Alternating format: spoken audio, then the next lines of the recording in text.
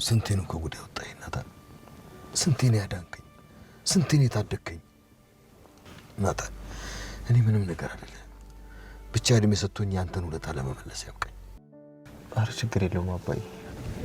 ኤቢ እናቷ እንዳልሆነች ስለተረዳች ለዳጣ ሰላም ናት ሲያደለችን ብላ ነግራታለች። ለዚህ ነው ዳጣ ሰላም እናቷ መሆኗን ያልተረጠረችው።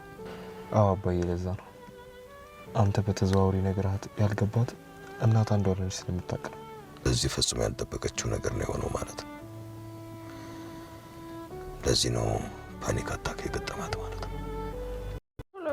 ቁርሴን ስጪ ቶሎ በምጪ። ከሌሊቱ 5 ሰዓት ላይ ቁርስ ልስጥሽ? ከፈለግሽ ከራብሽ ራት እንደገና ትበያለሽ። እኔ ራት አልፈልግም፣ እኔ ቁርስ ነው የምፈልገው።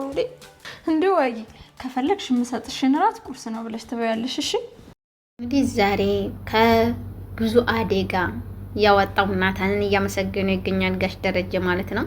እንግዲህ ጋሽ ደረጀ እኔ በተኛሁበት ስንት ቀን አነቃኝ፣ ስንት ቀን ጠበከኝ፣ ያንተን ውለታ የምከፍልበትን እድሜ ሰጥቶኝ ቀን ይደለይ ብቻ ያንተ ውለታ ብዙ አለብኝ እያለ ናታን እያመሰገነው ነበረ።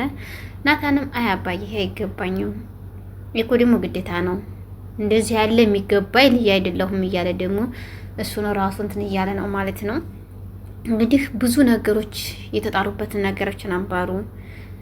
ከጋሽ ጸጉር ላይ ተወስዶ የዳጣን ጸጉር ይዛዴ ስታስመረምር ነበር አብየል ጀግኒት። የሰላምን ጥፍርና የዳጣን ጥፍርም ይዘው ሄዶ ሲያስመረምሩ ነበር። ያንን ሁሉ ግን በሲስተም ሲገባባቸው ነበር ናታን ማለት ነው። እየቀየረ ይገኛል። ያም ሲመጣበት በዛም ሲመጣበት በዛም ይቀይራል ማለት ነው። ግን በጣም ከባድና ከባድ ነገር ነው። አሃ ለዛ ነው ማለት ነው ዳጣዬ ራሷን ስታ አደጋ ላይ የወደቀችው እንደዛ ተብላ ነው ማለት ነው እያለም እየነገረው ነበር። አዎ አባዬ ሰላም እንዳልሆነች አረጋግጣ ነግራታለች አብየል። ምክንያቱም እኔ ኢዲ እናስመርምራችሁ ነበረ አንቺንና የሰላምን ጸጉር ወስጃ አስመርምራችሁ ነበረ፣ ግን አይደለሽም የሰላምዬ ልጅ አይደለሽም እንዳልሆንሽ ልንገርሽ እያለቻት ስለነገረቻት በምንም ስላልጠረጠረች ነው እያላት ነበረ። እያለው ለጋሽ እየተነገረ ነበረና ናታን ለዚህ ነው አዳ ልትረዳኝ ያልቻለችው። በቃ በጣም ከባድ ነው። እኔ እኮ ብዙ ነገር ነገርኳት እሷን እንትን እንደማለት ለማስረዳት ብዙ ነገር አልኩባት፣ ግን ምንም ልትጠረጥር አልቻለችም፣ አልጠረጠረችም እስካሁን ድረስ እና እንደዚህ ያለ ሆነህና እያለ እየነገረው ነበረ ለናታን። ናታንም አዎ አባዬ ይሄን ሁሉ ያደረኩት ያው እሷ ካወቀች በጣም ከባድ ይሆናል ብዬ ነው። አብየል ማወቅ የለባትም በዚህ ዙሪያ ውስጥ ካወቀች ይሄ ነገር ይፈጠራል ብዬ ነው ያሰብኩትና እንዳይፈጠር ነው ስታገል የነበረው ነበረ ጋሽና እንዲሁ ምንም ችግር የለም አባዬ እያለው እየነገረው ነበረ። እንግዲህ ጋሽ ደረጀን በጣም ነው የተደሰተው። ምክንያቱም እነሱ ሳያውቁ ዳጣ አወቀች። ዳጣንም አሁን ራሱ ማንም እንዳያውቅ አብየልም እንዳታውቅ ሰላም እናትሽ እንደሆነች ማርታም እንዳታውቅ እኔ ስለሆነ የምነግራቸው ለማንም እንዳትናገር እያላት ነበረ። ግን እሷ ራሷን ስታለች። ምንም ነገር የምታስታውሰው ነገር የለም። አሁን ደግሞ በጣም ከባድ ቦታ ውስጥ ነው የገባችው ማለት ነው። ማልቀስ ብቻ ነው። ምክንያቱም እሷ ጋር ብዙ ኑራለች። ብዙ ወራቶች በአንድ ላይ ኑረዋል። እናትና ልጅ አለመሆናቸውን ተዋውቀው ማናት እናትሽ ዳጣዬ ንገሪኝ፣ እናትሽ ማናት? እንዴት ያለች ናት? ከየት ነው የተወለድሽው? እዛ ሀገር ነሽ ሌላ ሀገር ስትላት እኔ ከዛ አይደለም የተወለድኩት ሌላ ሀገር ነኝ፣ አባቴም ሌላ ነው። ስለዚህ አባዬ እኮ ደረጀ ትለዋለች እንትን ሲሏት ማለት ነው። ደረጀ እኮ መንገድ ላይ ሲያገኘኝ አንስቶኝ ነው እንጂ እኔ እኮ እዛ አይደለም የተወለድኩት እያለች አዳበረ። እሷን ብዙ ነገር ደፍታ ነበረ የእሷን ልጅነት ለማወቅ ሰላም ያንን ማውቃ ራሱ ለመናገር ነበር ያሰበችው። ያን ሁሉ አልተሳካላትም። ከነገራትም በኋላ ዳጣ ልጇ እንዲሆነች ካወቀች በኋላ ራሱ እንዳትናገሪ ብሏት ነበረ ጋሽ ደረጀ ሲላት የነበረው። በዘገጠኝ በጣም ከባድ ነው እውነት መናገር።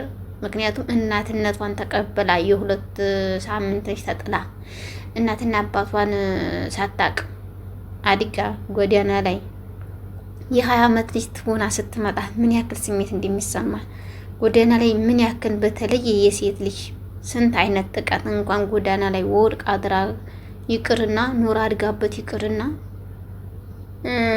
ብቻ ከባድ ነው። በተለይ የሴት ልጆች ጥቃት በጣም ከባድ ነው እና ያን ሁሉ ተቋቁሟል። ዛሬ አባቴ እማዬ ብላ ስትጠራ ምን ያክል ደስታ እንደሚሰማ ከዛ ከብርድ ላይ መጣ እዚህ መሰለ ቤትና ግቢ ውስጥ ስትኖር እንዴት ያለ ምቾት እንዳለው እንኳን እሷ ቀርቶ አይደለም እኛንም ራሱ እንዴት ደስ እንደሚለን ማለት ነው። እና እንደዛ እያረጋት ነበረ። እንግዲህ ናታንም በጣም በከባድ ነገር ራሱ እየተፈተነ ነበረ። ራሱ እነሱን ያለማወቅ ብዙ የማይጥርበት የማይሄድበት የለም። ማርትዬም እንዲያታቅበት ብዙ ሲታገል ነበረ። ያን ሁሉ አስተካክሏል። አሁንም ደግሞ አቢጌልም እንዲያታቅ ሲል ነበረ። አቢጌልም አወቀች አባትነቷን ከአባቷ ልጅ መወለዷን ስታቅ፣ ግን በመጨረሻ ላይ ዳጣ የሰላም ልጅ መሆኗን አላወቀችም እስካሁን ድረስ ማወቅም የለባትም። ይሄን ካወቀች ደግሞ በጣም ከባድ ችግር ነው የሚፈጠረው እያላት ነበረ። አወቅሻት እንዲህ እናትሽ ስታያት አላወቅኳትም ነው ያለቻት። እሷም እንግዲህ ለማን እንዳትናገሪ ተብላለች። ጊዜ ራሱ በጣም ሲጠረጥር ነበር። ይሄ ነገር እኮ የጋሼ ልጅ ሳትሆን አቀን ከጎዳና ላይ መጣ እዚህ ላይ ማደጓ እዚህ መኖሯው እኮ እኔ እንጃ ጠርጥር እያለኝ ነው እያለ ለዛ ሲነግራት ነበረ። ለዛም እንደዛ አትበል እንደዛ አያደርግም ጋሼ የተከበሩ ሰው ናቸው እንደዚህ የሚያደርግ ሰው አይደለም እያለች ነበረ።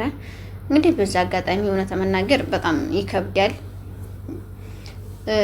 እሷም በዛ አደጋ ውስጥ ስትወድቅ እኔ ራሱ በጣም ፈርቼ ነበረ። አሁን ራሱ የማርታ እንዴት እንደሚያስፈራ ምክንያቱም ማርትዬ ይሄን ነገር ስታቅ አንዷን ስተወቅሽ የዳጣንስ እንደማንም ብላ ውጣ ትቀበል። ደግሞ አሁን የተወለደው ልጅ እንዴት ብሎ ነው ሄሌና ሮት የሚያስረዳት? እንዴት ብሎ ነው የምትቀበለው? አንድ ይሳሳት፣ ሁለተኛ ሶስተኛ ግን አያደርገውም። ሲጀመር ያንቺ አባት እንዲህ ያለ ሰው አይደለም እያለቻት ነበረ። ለአቢጌል ራሱ ቢወልድሳ ከሌላ ማየ አባዬ ቢወልድሳ እያለ ሞጭጫ ይዛን ነበረ። እሷም አያረገውም ጭራሽ በደሬ ተማመንበታለሁ እያለች እስከ ጥግ ድረስ እየሄደችልን ነበረ።